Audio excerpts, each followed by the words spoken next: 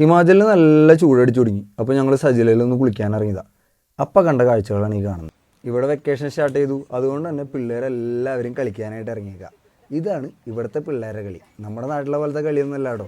അതായത് അമ്പലങ്ങളിൽ പ്രതിഷ്ഠയായിട്ടിരിക്കുന്ന ദേവതകളുടെ പ്രതിരൂപങ്ങൾ ഉണ്ടാക്കുക, അത് അതേപോലെ ഡെക്കറേറ്റ് ചെയ്യുക, എന്നിട്ട് തോളത്ത് വെച്ച് ഒരു ദേവതേനെ എങ്ങനെയാണോ കൊണ്ടുപോകുന്നത് അതേപോലെ ഇങ്ങനെ കൊണ്ട് നടന്ന് കളിക്കുക. ഇതൊക്കെ കണ്ടപ്പോൾ ഞങ്ങളും ഞങ്ങളുടെ കുട്ടിക്കാലത്തേക്ക് ചെറുതായിട്ടൊന്ന് ട്രാവൽ ചെയ്തു കേട്ടോ. ക്യൂരിയോസിറ്റി തോന്നി. ഞങ്ങൾക്കും ഇതൊന്ന് ചുമലി കയറ്റിയാൽ കൊള്ളാമെന്ന് തോന്നി. ഞങ്ങൾ അവരോട് പെർമിഷൻ ചോദിച്ചു. അവർ ഞങ്ങൾക്കത് പോസ് ചെയ്യാനുള്ള അവസരം തന്നു. അങ്ങനെ നമ്മൾ സജില വാട്ടർഫാളിൻ്റെ സൈഡിലെത്തി. അപ്പോഴാണ് നമുക്കിത് മനസ്സിലായത്.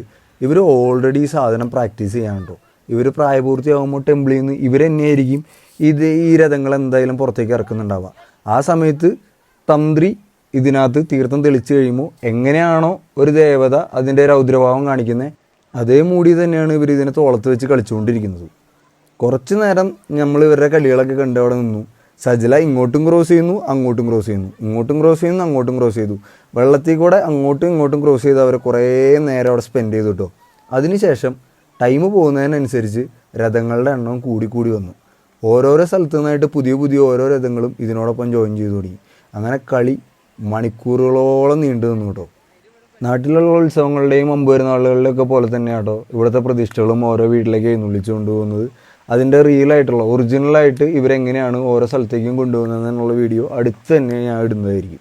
ഹിമാചലിൽ ഇപ്പോൾ ഉത്സവങ്ങളുടെ കാലമാണ്. പക്ഷേ മെയിൻ ഉത്സവങ്ങൾ വരുന്നത് കുള്ളു ദശഹര തുടങ്ങിയ വലിയ മഹാ ഉത്സവങ്ങൾ വരുന്നത് സെപ്റ്റംബർ ഒക്ടോബർ ടൈമിലായിരിക്കും കേട്ടോ. അതുപോലെ റബ്ബിങ് സീസണ് മുന്നായിട്ടും ഇവർ വലിയൊരു ആഘോഷം നടത്തുന്നുണ്ട്.